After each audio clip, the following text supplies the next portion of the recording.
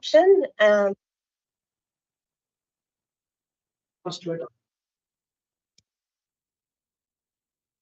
Tomorrow, 1st of July.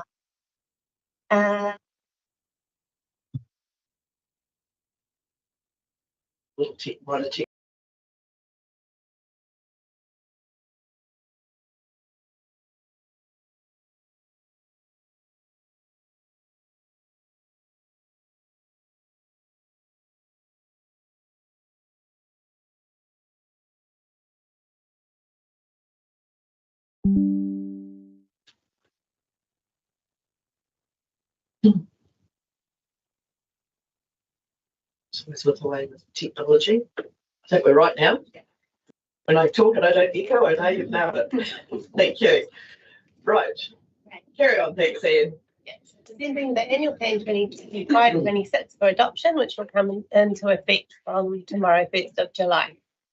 As you will have received on Friday night, I'm happy to confirm that the 2024 property revaluations have been certified by the Valuer General, and therefore the rates calculations are based on those 2024 valuations.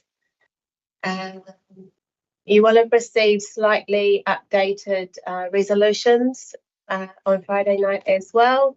So just the first change is just putting in the 2024 into resolution number 3. And also we've added on the 5th resolution, which is allowing staff to make those minor amendments to the document for clarification and accuracy, which is kind of a standard one we normally have in there. I think that's everything. Anything to add, Lania? No, just relief and a big thank you to Tony too, who worked over the weekend to pull all the values through into our system. Yeah, massive effort. Right. Yes, and that's the thing is it's just the timing, and unfortunately things happen out of our control. But at the 11th hour, it's put us in a position where we can adopt without our latest valuations, because it creates an issue the following year, doesn't it? So yeah, it's definitely a good outcome, and obviously for us all to be here, most of us here this morning to strike the rates for the next financial year. Is there anything, Caleb? So that's probably better for everyone. With the 2024 valuations, does this change the projected rates increase at all? No, our increase is still 5.8. So our 2 sets of numbers we gave you were what was required to achieve that 5.8% overall increase based on either valuation. Excellent. Thank you. So just there's just some minor amendments to make, and probably one thing that I noted in my forward, it talked about inflation across the board, and when we wrote this, when this document was written, it was probably more relevant. I'm not sure that it's so relevant now to use inflation, but inflation as a reason for increases in costs and that across the board. I think there's still some tension in some parts of the business that are a little bit inflationary. So just asking to have that just tweaked a little bit, just to reflect a more current as of today rather than a few months ago, if that's okay. Which I believe it should be all right, because it's not a significant change, but I just felt it reflected today rather than a few months ago. Is that okay with the team? Thank you.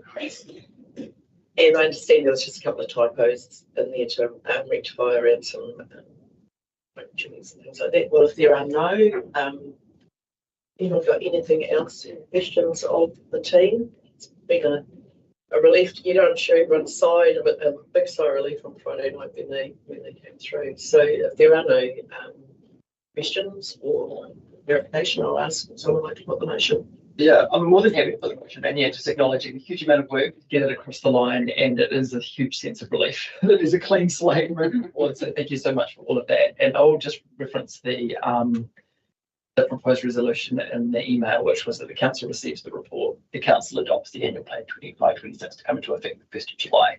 Council confirms the calculations of rates, etc. Based on the 1st of July 2024 district-wide valuation, authorises staff to insert the information.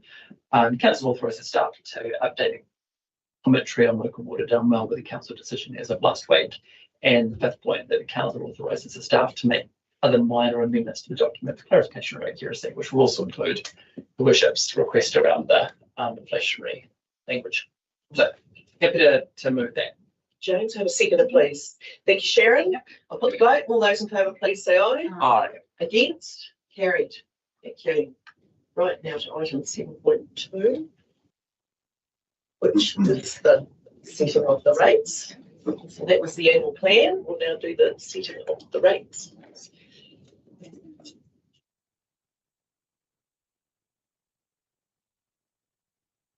Nothing to add there. Yeah, I don't, the resolution in front of me, but obviously we're wanting to adopt the rates set on the 2024 valuation. Yeah, so that's 2B in our resolutions. Yes, Ken. There's no questions. questions for them. I'm happy to move the report we received from that 2B. Count the NPDC hereby resolves to set the following rates as detailed in Table B based on the 2024 revaluations under the government rating of 2002 on rating units in the district, commencing from July 1st, ending upon the 30th of June 26. And 3 of the rates are inclusive of 15% GST. Great. So Caleb moves it. Have a seconder, please. Thanks, so. All those in favour, please say aye. Aye. Against? Carried. All right. Thank you, Marnia and Tony. Big piece of work, and future relief, you move on to the next thing, don't you? Yeah, awesome. Thanks a lot. Have a great day. Tony. You do. Thank you. Right, item 7.3 is the Waikato Water Limited Foundation documents. Yeah, coming up to speak to that. Thank you. Good morning, Fiona. Good morning.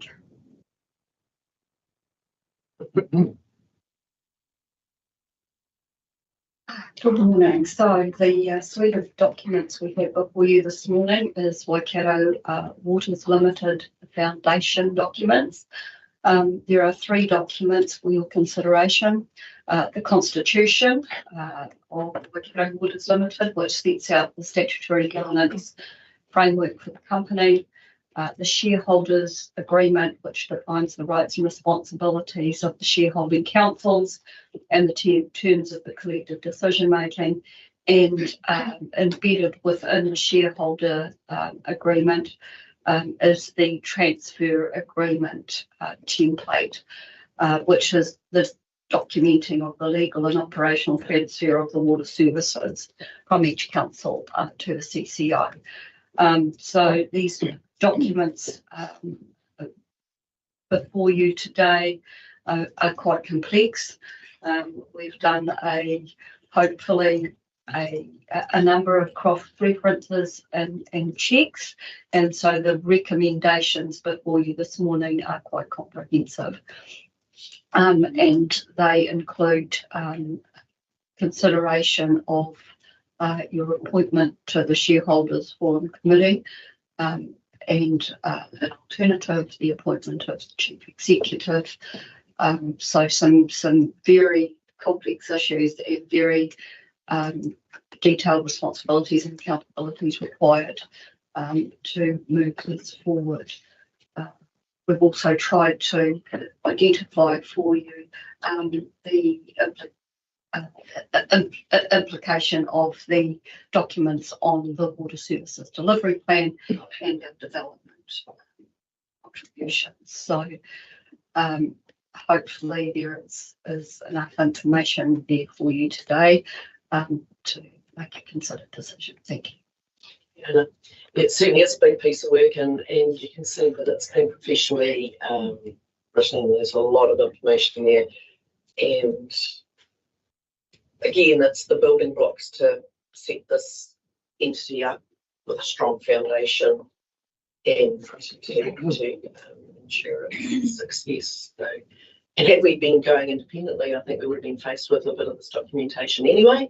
because as an independent CCO, we would have had to have gone through the same process on our own. So that is one of the considerations. And of course, the timeframes that we're faced with the water services delivery plan, this all had to be ratified ahead of time. So that's coming fast. When are we planning to put our plan forward? It's August. We'll bring it to council, and it has to be in by the early September. Yes. Yep. So sure you've all gone square right reading it, because there's a lot of detail in there. A lot of detail. Bruce. But there was an article I read this morning about the appointment of the Yep, yeah. Was it? it's last week the Hamilton Waikato appointment. What was his name? Kevin Lavery. It also went further down, was talking about Waikato, and it was talking about 16.9 million, which is in our documentation here, but it said each council. Yeah, I just Need to raise that point. Eh? Yeah, clarify that point. I'm sure it's going to be a lot. Yeah, that's the collective security. It's just it's in each count, and I thought, oh, I think there's a type. Well, a misunderstanding. Any further questions, points of clarification that you're asking? Recommendation 7.2. Recommendation 7.2. Point the other, push the other button. Alternate council representative on the SRF. Has that been decided? But I've got the wrong recommendation. No, it hasn't been decided, but that the mayor is the representative and an alternate representative is also able to be You appointed. don't have to decide who that is. I think it would make sense if you have a view, Mr. Strong. I mean, I'm not actually sure what the other councils have, who they've appointed. I'm assuming it's the deputy mayor, that's my assumption. So I think that we could amend that to be that the deputy mayor would be the alternate. That seems to be the standard. Unless the deputy mayor. That would be good. Yeah, makes sense. Yeah.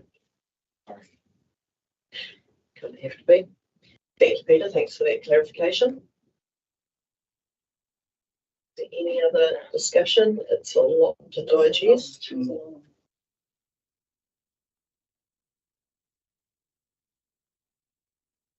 Councils will all be, the member councils will all be going through this process now. Because I think Waitomo is making their decision today. As Waipā will be making theirs in a couple of weeks with some of their schedule. So, yeah. They are there. Yes. Just Are we among the first to ratify this? No. Too late. Right. Okay, well, I'm happy to move. I'm not going to, I'm just happy to, I think we should probably break this up for the ease of our sanity. I'm happy just to move recommendation 2. Yep. That the council receives the report titled Waikato Waters Limited Foundation document. And I think maybe we just segment it from here, Your Worship, perhaps. Yeah. Well, it all follows through.